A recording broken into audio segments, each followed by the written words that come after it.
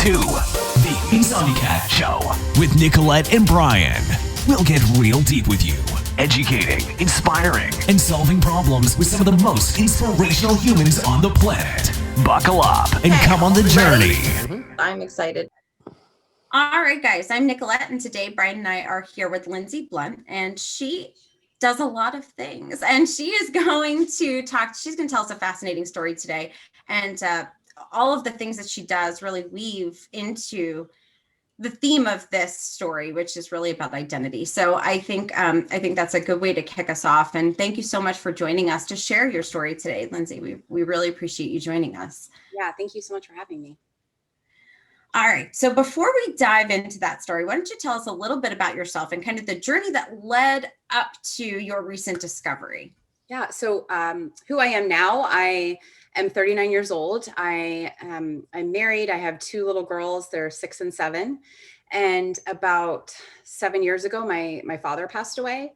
And a few months before he passed away, we went for a walk, and I asked him if he was my biological father. And the reason why I needed to know that was when I was 13, my stepfather told me that my dad was not my real dad.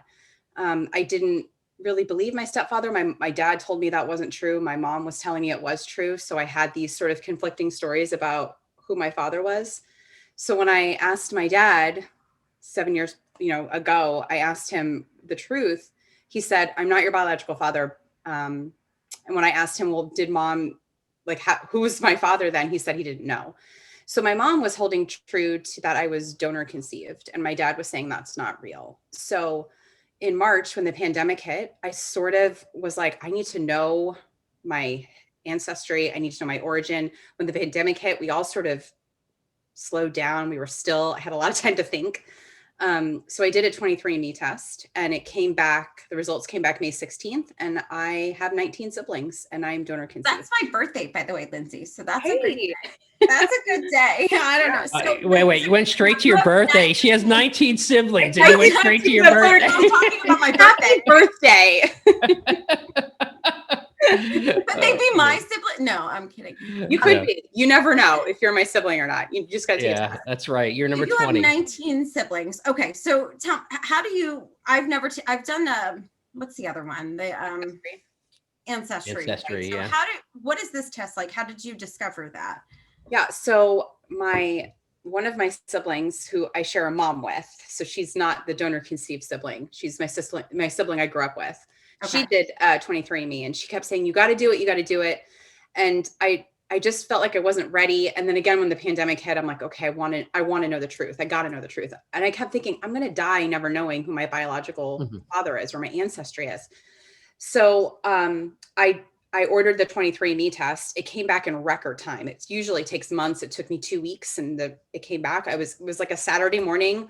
My husband took the kids to the park, and it popped up on my phone, and it popped up 6 half siblings at first on 23andMe. It came back really quick because they had a lot of data on you at 19. Maybe so. That might be it. I emailed every single sibling on there, and I'm like, I don't understand. Was my biological father was he just like a player? Did he have what's happening right now? One of the siblings called me back right away, and she said, well, I'm donor conceived, and so were you. So I sort of learned the truth right then from my new sister. And then she's like, there's more on Ancestry. There was 7 more on Ancestry. And then since May, we've had 4 more siblings pop up. Wow. So we're at 19 siblings. And a few days after I got the results, I sort of did some digging. I'm a researcher at heart. It's in my DNA. I'm finding out. And I figured out who the donor is. We did genetic genealogy, and we were able to figure out who he is through genetic genealogy. We DNA matched with one of his cousins, and I reached out to her. We did her family tree, and we figured out who he is. So that was it. It was crazy. He is very much in the public eye. He's very prominent. He's ridiculously successful. So we wrote him a letter. There was 9 of us that wrote him a letter at the time. And he actually emailed me back and said that he understands what me and my colleagues are going through. So he called us colleagues.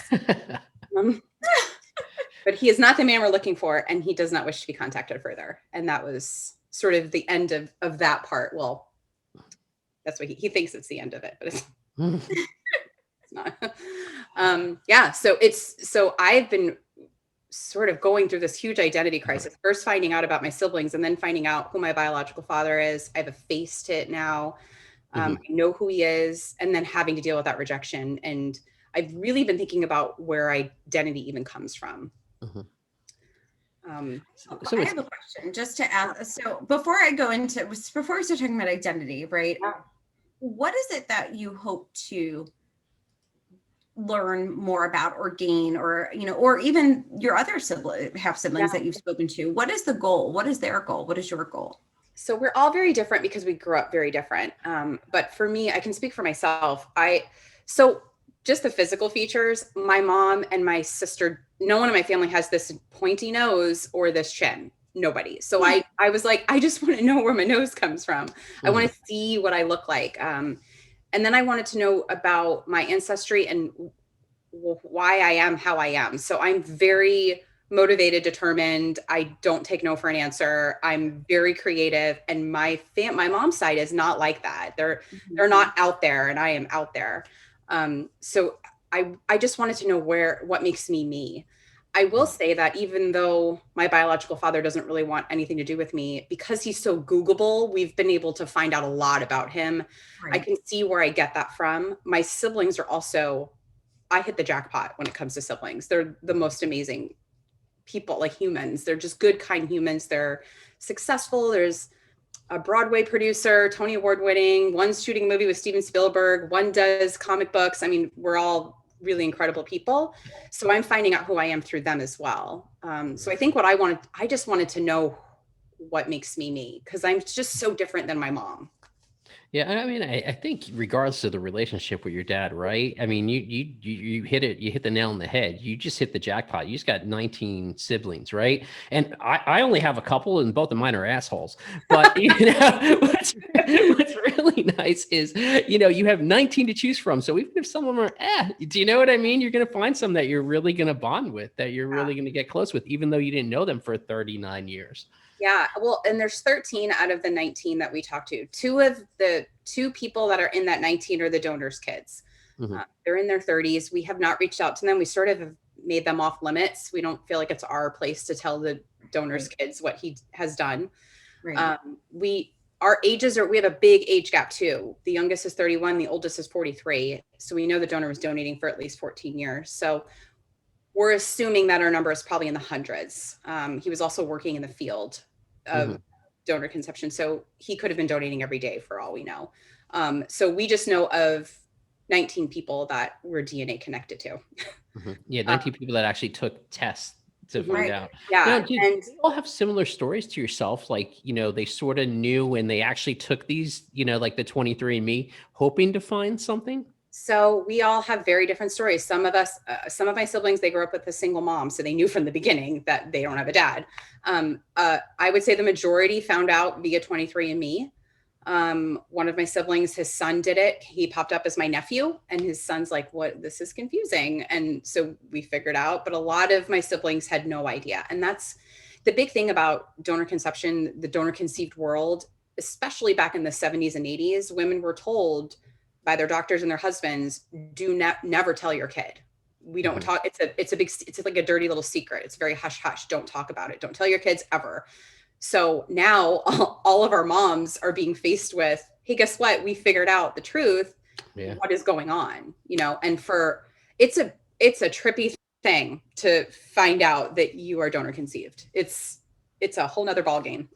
So let me ask you, is that better than what the alternative could have been, though? I mean, that maybe dad just slept around a lot, real biodad slept around a lot. Is that at least a better alternative? I don't think so, because I feel, and I can probably speak for a lot of donor conceived people, that there's like a human rights issue to this, that we don't have any way of knowing about our DNA. We have no medical records. We have no way of learning. I mean, most of the donors were anonymous, right? Okay. So, I mean, when my donor was donating, there was no DNA, right. There was no internet. I was born in 81. So he never thought this was going to come back at him. where I feel like if like my biological father was a one night stand or something, I feel like it would have been easier to get, he would have at least met my mom. My mom has never met my father. That's insane. And when we figured out who he was, I told my mom and she's like, I can't believe I had a baby with that guy. That's crazy. Well, I think on the other side, you got to look at it this way too. You know, I mean, you got to look at it. Your mom obviously really wanted you, right? In a different way. Dad, you know, because your dad knew, correct? Right. Because or your dad too, right? Because they went through a lot to do that versus, a one night stand. So, I mean, I think, you got to give some kudos to your parents, for really wanting you to, go through all that. That is a lot of pressure though to put on a donor conceived person. Yes. Like, we wanted you so bad, so you better turn out good. That's right.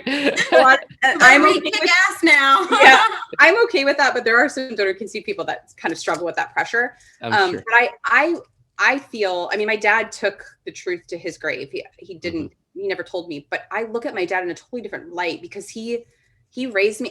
I will say my dad that raised me, the most amazing father anyone could ever have in their life. And he raised me knowing that I wasn't his blood, and you would not know. I mean, he loved me like I was his flesh and blood. So for me, I really admire my dad even more for doing that. It felt very selfless. I wish he would have told me, but I also understand that he was born in 1939 and those men were very different and they were raised differently. There was a whole pride thing there. And the same for my mom.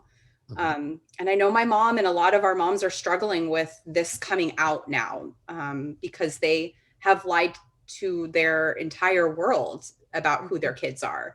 And not because they're malicious or they're liars. It's because that's what they were told to do. And they just did what they were told, which unfortunately was a big thing back then. And thank God my kids are not growing up that way.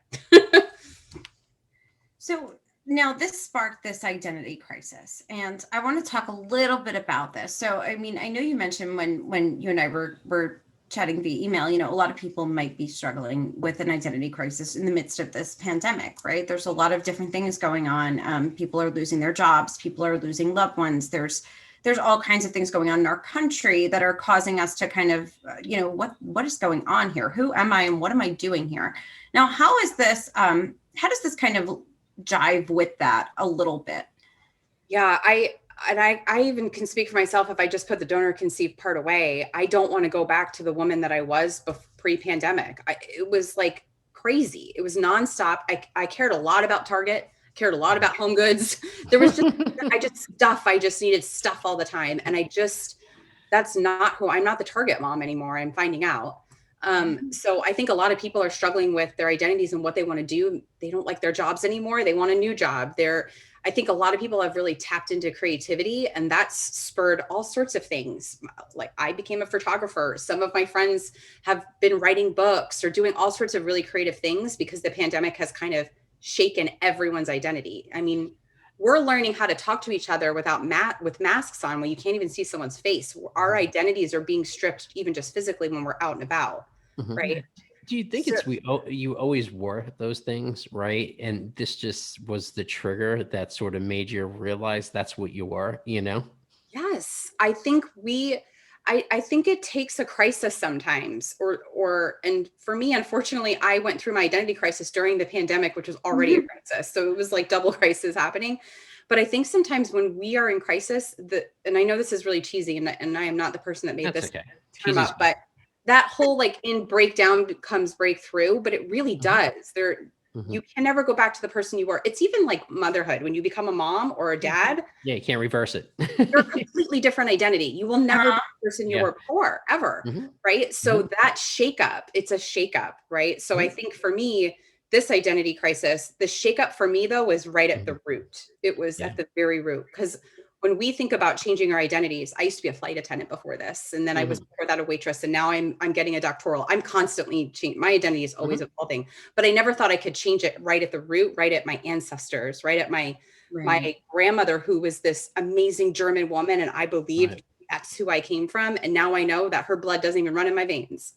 But do you think that it's still, I want to raise the nature versus nurture debate for a second, because do you think there are still a lot of things that, and I think, I mean, I believe that there are some things that are just in my blood, And, you know, and Brian, we talk about this all the time, right? There are some things that are just part of your genetic makeup. But I do think that a lot of people you know, when the way you are raised and the people you are exposed to and how you are taught, I think that is still really important. And I think some of it is, I think that because you have like two children, think about two children in the same house that are Very kind different. of, you know, same blood, but, you know, they're totally different. And, you know, even children who are raised far apart with different circumstances and, you know, an age difference, and they just grow up completely different. I think there are just some things that when you're exposed to, so I think maybe some of that, you know, that German grandma, could she still be in you from, you know, the race, how you were raised? Yeah, I mean, I definitely, my dad that raised me, most people will say I'm a lot like him. I learned how to, I molded my personality around my dad, I think, because I admired him. So I wanted to be like him. So I definitely act a lot like my father. But I will say that the DNA part of me that I'm learning through my half siblings, it is so intense. There are so many similarities that I could never find in my dad or my mom that I'm finding through. And it's a lot of the creativity things. A lot of our kids are crazy whip smart and gifted and talented. And I love my mom, but that doesn't come from her side.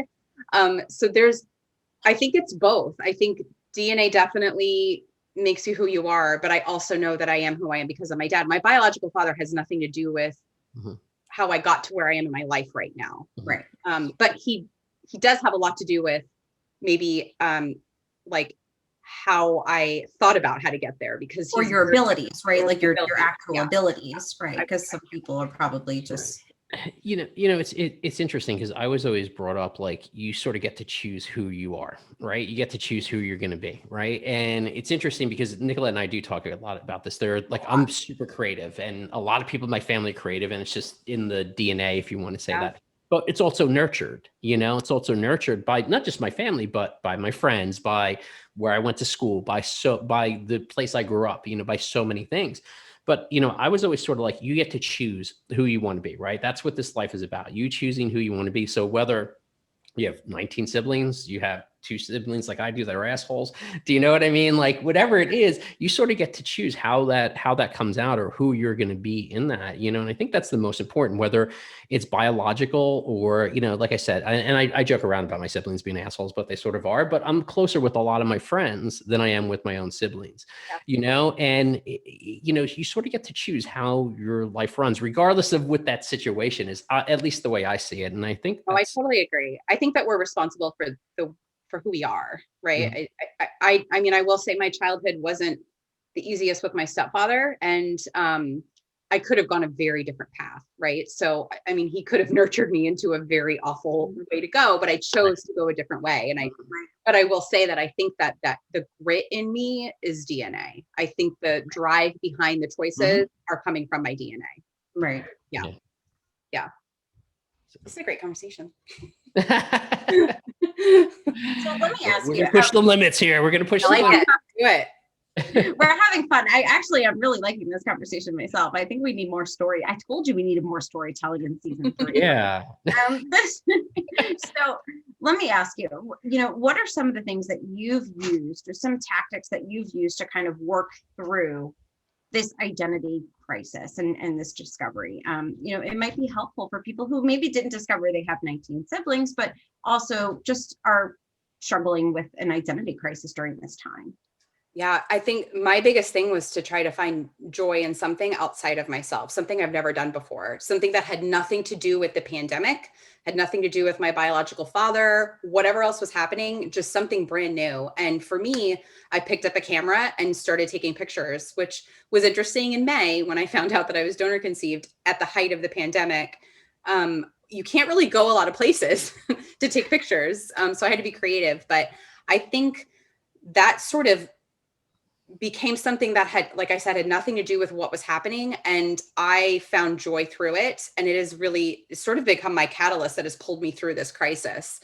I would take pictures and come home and my husband kept saying, your eyes are wild, and not like in a crazy way, but like, you know, like when your kids are playing with something or they're so excited, their eyes are like wild.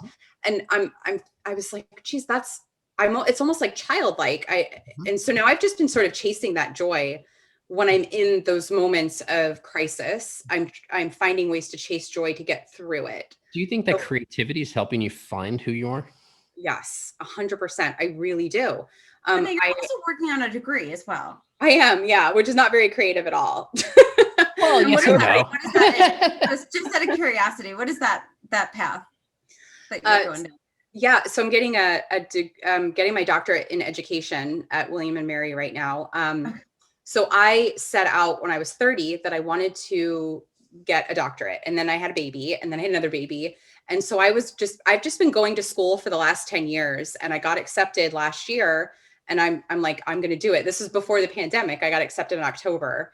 I'm 5 classes in. I'm going to finish it. I don't know where it's going to take me because, like I said, this pandemic has really shaken my identity. And now this donor conception thing has shaken my identity. But I want to see it through because it is something that I've sort of promised myself that I'm going to be Dr. Blount, however anybody wants to take that. Yeah. So you're getting, okay. So you're working on that and photography, and you're a mom of 2. And that's a lot of stuff, right? And I have a full-time job too. I do a lot. I have that too. Yeah. And you should come work over here. We're the same way. No, it's I've always been this way, and most of my siblings are this way also. And people are like, "You're crazy. How are you doing this?" And this is just how I've always been. If I'm still, I need to go be doing something. It's not good for my brain. I'm the same way. Yes, you have met your, maybe we are your half siblings. You could be. You should take a DNA test. You never know. Look at my nose. Does it look like yours? You just Unfortunately, I know that I am all my parents for whatever good or bad that might be. I mean, a lot of my siblings thought the same until they took a DNA test. So just although I don't know if I have any pictures in the hospital, but I'll tell you a funny story. My dad was in the Korean War, and there was this picture of him with this little girl, and it said me and like whatever the kid's name was that was out of this photos. And we kept, as kids, we were always like, do we have a sister we don't know about? I may actually go to Ancestry and take this test. I may have a Korean name. Need to take. It's crazy. Yeah. And a lot of my siblings look just like their dads, which is crazy because they're not DNA related to their fathers, but they look just like them. So even more, they were like, there's no way I'm donor conceived. Okay. Is it kind of like when you start to look like your dog or like your I think so. I mean, I grew up and my people would tell me, oh, you look just like your dad. And I'm like, that's weird. And we did sort of have the same chin, but I look nothing like my dad. Yeah. I mean, did you ever notice like people who are married for a long time, like the old people, they look so much like each other. Yeah. It's so cute. Yeah. But that's it. It's like, I think it's like, you know how all babies look alike? Like, is it all old people just look alike? Is that they do? I don't know. Maybe. They're very cute. I don't know. Well, I do think that this is a really cool thing though. And I think this could be something that's really, really helpful for people. Like, what would you say to someone right now who is going out there to take this test, maybe in hopes of understanding some of what you were hoping to understand? What would you tell them right now? I would probably say to take it slow. I think I'm also someone that needs all the information at the same time, but probably to my detriment because all of it was a lot to have. I think just take it day by day. And this is what we tell our new siblings. We just had one pop up on Thanksgiving, and then one popped up literally a week and a half ago. So I feel like we're onboarding our new siblings all of the time. Your colleagues. They are your colleagues. They are my colleagues. We actually are in the process of creating a pamphlet for new siblings that come on board and just having them read it first. But I think take some time with it. I'm very fortunate and probably very privileged in that my husband gave me time away from everyone. And I spent a good 3 days because we couldn't leave the walls because of pandemic, but I spent a good 3 days in my bedroom, just processing everything that just got thrown at me. So I think find time and then find people that can be real with you. I have a best friend that I call and she will tell me, you're going off the deep end. Nothing you're saying is making sense. And sometimes you need that realness, especially when I went through this, I kept feeling like I wasn't real. I mean, I had this biological father whose reason for my existence was denying my existence. And so am I even like, what am I anymore at this point? I just sort of felt identityless for a little bit. It kind of floated. I didn't know what my ancestry was, what anything was when this all happened. So I needed people to tell me the truth, and I needed to just be still. And again, I needed to find something else outside of me so that I could start to begin this new identity, because I'm very different. I'm just like when I became a mom. I am not the person I was on May 15th. It's totally different now. My world will never be the same, having all this information. Yeah. So yeah, I think yeah. Okay. I've got a question. So you were talking about a humane issue earlier, and I was wondering, is there anything you would like to see in the future? And I do think there's value in donors and things like that, especially for couples who really want to conceive and can't and things like that. Do you think there's anything you'd like to see, or anything that could have been done different that might have been helpful for you? Yeah, there's a lot of donor conceived people, more than you know. There's actually a new documentary out called Baby God that a lot of doctors were the donors.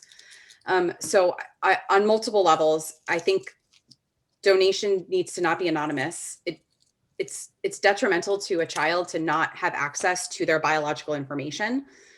So right now in the United States, they have allowed where you can be anonymous until the kid turns 18, and then they can contact the donor.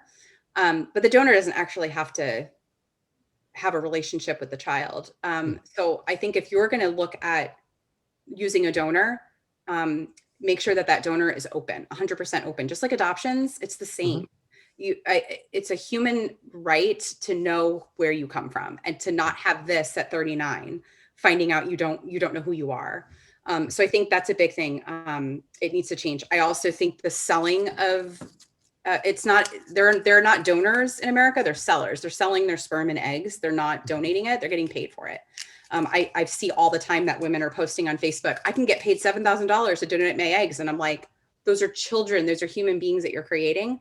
And I think a lot of people, they think about the recipient parents and what they want, because they're, whatever reason, they're experiencing infertility, or they're same-sex couples, but they're thinking about their want to have a child, but the actual child does not get thought of at all. As a mom, I would never use a donor, knowing what it has done to me and what it has done to other donor conceived people. It's a rough thing to go through. And I wouldn't wish that on anyone. So I think open donation, whatever you want to call it, needs to happen in the United States. I also think that doctors need to start being held accountable for using their own sperm and lying, saying they were using a med student. Right. I think it's illegal in 2 states right now. So you can go to the doctor thinking you're getting a med student, and the doctor is doing it a lot of times with fresh, which is the most unethical thing you can think of, because they're violating. It's a violation, really. So I think it needs to become illegal in every state, that doctors cannot keep doing this. So those are sort of the donor conception world kind of things that I'm learning about. It does seem like, you should know if the doctor is the donor, right? Versus, unfortunately, that's selected or anonymous donor. I mean, it does seem like it sort of crosses the line, big time, especially if he's using fresh, which means I don't want to get into the specifics of how you do that, but just think about that. And then to do the procedure moments later is disturbing. And a lot of people are finding I just learned a whole lot in this conversation. It's like in the last 30 seconds. World. Oh my gosh. I have a question, right? If you look back, right, you said, and I forgot what age, I think you said someone told you when you were 13, or hinted at it when you were 13, and you just recently found out like sort of the truth in it. Do you think some of that between the time you were 13 to when you found out has guided you from 13 till now? Like that question in your mind, like, has it guided who you are, what you've done, or even doubts in yourself? Versus, now you sort of know, right? And now you're on a different trajectory in some ways, because you have where you want to go with this, right? But that unknowing, my question is, what did that do to you over those 20 years almost? Yeah. I spent a lot of time looking at people wondering if they're my biological father, which is creepy. Probably when I was a flight attendant, people would come on the plane, men, and I'm like, wow, he kind of looks like me. I wonder if he's my dad. So I think that, but my siblings and I talk about this a lot. Had we known about each other when we were younger, our lives would be very different because we are so supportive of each other. I mean, we love each other. We call each other sister and brother. We're a unit now. We're a family. Had I had them back then, my upbringing would have probably been a lot easier. I would have had more outlets, which I did not have. I also have been very confident in my drive. I'm very audacious sometimes with my dreams and my goals. And a lot of people are like, maybe you should calm down. But now I know that's part of my DNA and that's who I am. So I get to be that way. It's almost like having a license to finally be who I am, where I didn't have Lindsay. Don't let anyone tell you anything. I'm not, but the knowing of who I am now, and I'll repeat it, it does feel like a license to be who I am now. And to be okay in my skin, to know who I am is something I've never had ever, really. I never really knew who I was. So there's a freedom that comes with it. And a lot of donor conceived people are advocating for parents, the recipient parents, telling their kids from the day they're born that they have a biological father or mother, and not lying anymore. Do you think that, I mean, I know you mentioned if you would have known about your siblings earlier, but what would have been different in your relationship with your parents had you known at a younger age? I know we can't go backwards. I know it's just speculation. Yeah, no, I think it would have been a lot easier, if I'll speak with my mom. I mean, my mom had to lie to me, and then my dad had to lie to me, and then the both of them, I can't even imagine what the conversations were happening on the background, but I'm sure there was a lot of arguments because I was calling my dad saying, she's saying you're not my dad, and my dad is saying that I am. I'm sure that caused a ton of arguments with them. And they were divorced, but still, I can't even imagine what that must have been like for both of them. I just think our lives would have been a lot easier had everyone just told me the truth about who I am, and not taken it to their grave or. Right. And for my mom, we've gone through a lot. In the 8 months now that I've known, we've had to repair our relationship because I didn't believe her for so long. I thought she had an affair. I feel like that sounds worse, you know? So we've had to repair our relationship. So I think it would have avoided a lot of trauma that didn't need to happen. And I think to your point, like if you would have known your siblings, right, you would have had 19 other people that were somewhat going through what you were going through, even if it was in a different pattern, like you said, some were single moms or whatever the case is. You know, now here's my question. You know, I know you talked about this a little bit.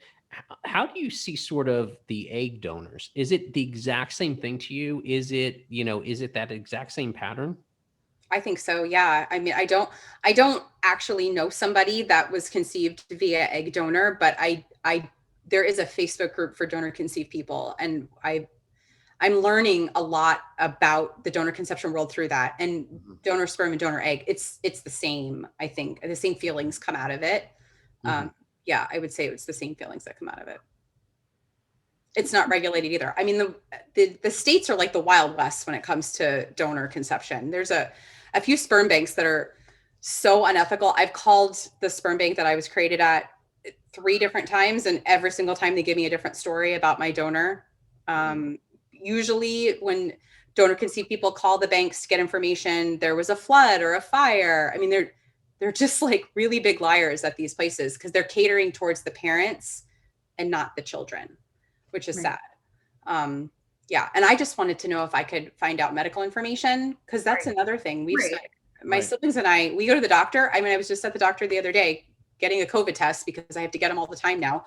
And there's a father side that I can't fill out. I don't know anything about medical information. And that's, I mean, for genetic diseases and things, do they have to mark that off? I don't know. Is that a thing? Like they have to mark that off? Now. They supposedly do. But there was just a case against Zytex.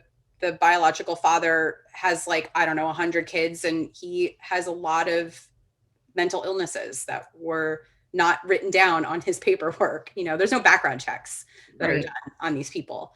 Back in the 70s and 80s, it was even less. Zytex is one of the biggest banks. They started in 1975. My siblings were born in 77. So they were right at the cusp. I was 81. But they only tested for STDs, and that is it.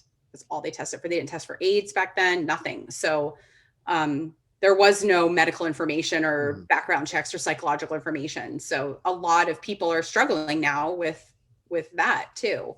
Right. Again, I hit the jackpot, even though my biological father doesn't feel like the most decent human being in the world.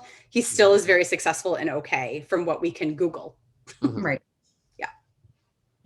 You know, it's interesting too, because you bring up DNA testing, and there's really no regulated test. You would think donors would actually be DNA tested, right? Because these things are now pretty easily accessible, you know, versus even 5 years ago, you know, that they would DNA test them for just, look, is there something, you know, medically in the background, you know? No, it's one of the most unregulated medical things in our country. And I don't think a lot of people don't really know about it, but they're starting to, now that all of these people are taking DNA tests, especially when people are realizing it was their mom's doctor that was the biological father. That's coming into light a lot more now. And I think donors need to be careful if they ever thought the anonymous donors, because there's no such thing as anonymous anymore. I figured out whom I guarantee my biological father never thought I'd find him. And I did. So it's in my genes. He's a researcher and so am I. So he had to have known it was coming at him at some point. That's right. Well, especially with how many kids he was producing, someone's eventually going to figure it out. Someone by your door eventually. Yeah. Someone. Yeah.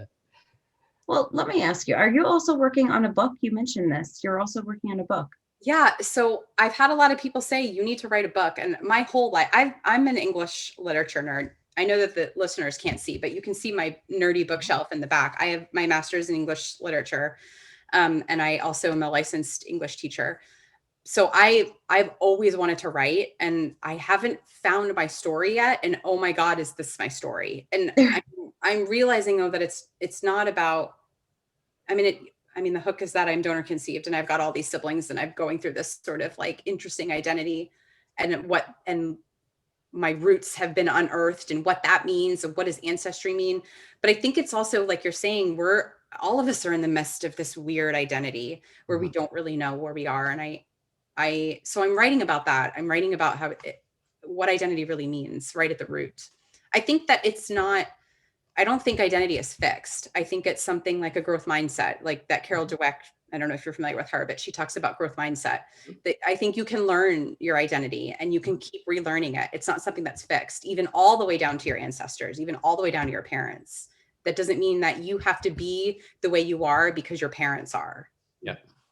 You get to choose who you want to be. Choose who you are. You really do. It's not fixed. It's not. Yeah. And I am living proof because I really, really believed that I'm German and I'm British. I have 0% German in me right now. I am British. Well, it was funny because Nicolette and I both took like ancestry tests. We were both like, hey, look, we're both like all these other things. Isn't that cool? We were like, this is so cool. I never knew I was. I am 100% British. My mom I already knew she was. And yeah, I thought my parents came over their family came over in like the 1940s, but really my family's been here since like the 1600s. Wow. So, yeah. Cool. Apparently I'm very American and British. There you go. I'm not second generation. Throwing tea off the ship. I know. Right. I was. Right. We're gonna get some. Let me ask you: is there ever a time? I don't know anything about the legal nature of this. Is there a time that you would reveal in the future who your father really is? So, my biological father and we run in the same circles. I'll say we know a lot of the very same people. He's a very powerful man, and I hate admitting that, but he is. He's already attempted to silence me by saying, I do not wish to be contacted any further. So I don't exactly trust him and what he could potentially do to my career. I'm at the very beginning of my career and I just don't, I don't trust him. I also have other siblings to think about. His kids, again, we have not reached out to them. And the last thing I want to do is out their father. I don't think they know, but that's the last thing I want to do is out their father. So I'm 8 months into figuring out, we're all 8 months into figuring out who he is. So some of us want to like just tell the world who he is, but we're all kind of feeling each other out. If you're afraid of what kind of consequences that would have, that's certainly something to think about. which is also very disturbing that that's even a thing, because I mean, I exist. That's right. fault. And here's the thing. I mean, I'm not saying go out the father, but if you just think about it from a sibling to sibling relationship, right? You found this other thing with these 19 siblings, and now he has these, children who are technically your half siblings. Yes. I mean, I'd probably want to know if I had other siblings. There are some, I mean, again, because my siblings, we all grew up very differently. We all have very, very different viewpoints about, some of my siblings don't even care about the biological father. They just want the siblings. They don't care. But then others like me care a lot. And maybe because I had such a great relationship with my own father, I would want to hear it from him than hear it from somebody else that he did that. And that maybe he's not the dad that I thought he was. I think we're just giving him a little bit more time.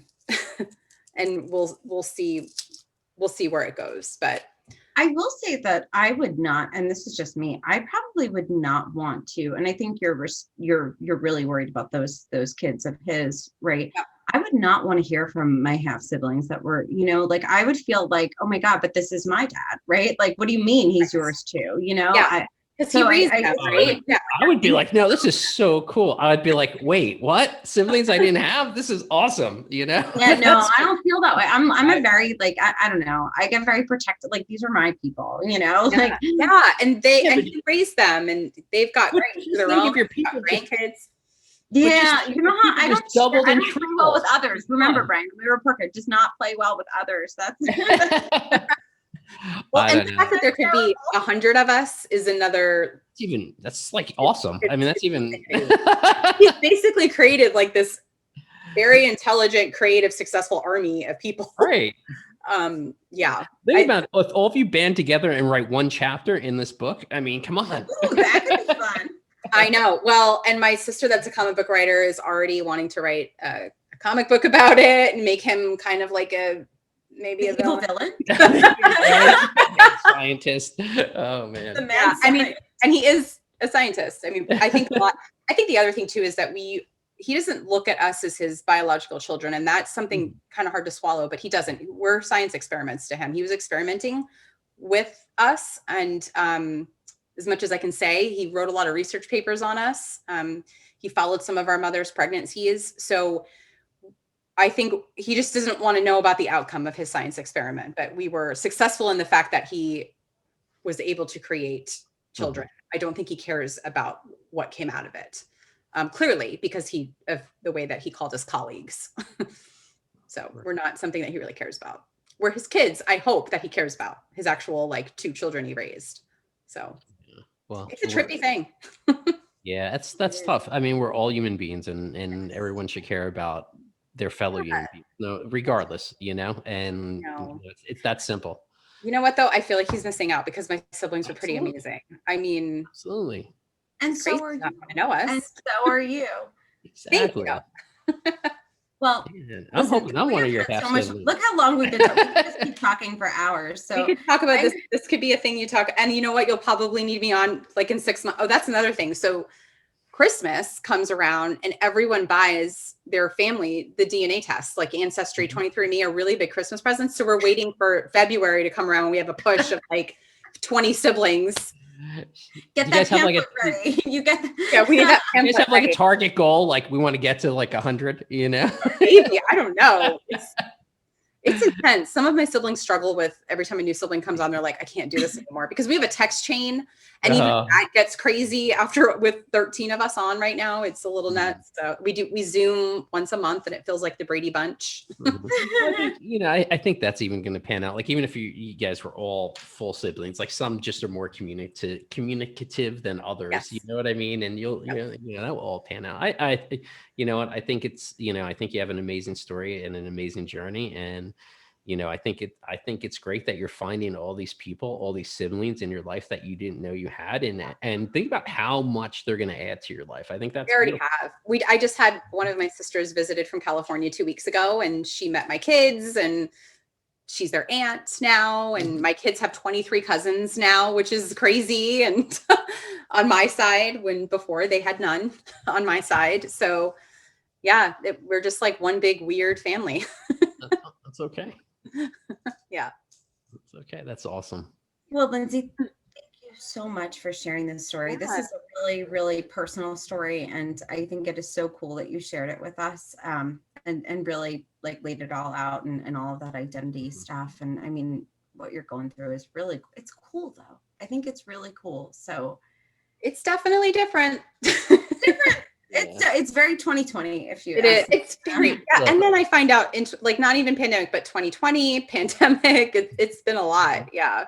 But I will say like beautiful things are happening because of it. I'm getting to have platforms where I get to speak about this, and it's something that's obviously close to my heart. And I hope that it can help somebody that's dealing with identity. I have amazing people in my life now. You're my new best friends, whether you like it or not. I pick them up as I go. So hi. Yeah. So I'm just really realizing that when we're in crisis, if we can just find joy, that's the way through it. And is always better at the end of it. Always. And it just is. I mean, my life is exponentially better since I found this out. Yeah. That's amazing. Well, Lindsay, is there anywhere that you'd like anybody to learn more about you? Is there anything you want to tell us about, or the audience, anything you want to leave us with? Yeah, so I'm on Instagram right now, and it's just Lindsay Elise Blount on Instagram. I'm going to start putting more content on there about this sort of journey that I'm going through. So if you want to follow the journey of all the siblings, and maybe one day you'll find out who the biodad is. Eventually it will come out, whether it comes out in the news or it comes out in other ways, it'll come out. And then I'm also going to be writing a book. So I'm in the process of writing it. So if you want to follow along on this crazy journey, you can follow me there. And we will put that in the description as well, so everybody can find it. Thank you so much, Lindsay. Thank you. So nice meeting you too. Thank you so much. It's so much fun. You're definitely an amazing person, Lindsay. Thank you. Now I'm going to cry. Don't cry, because then Nicolette Your goal to get me to cry.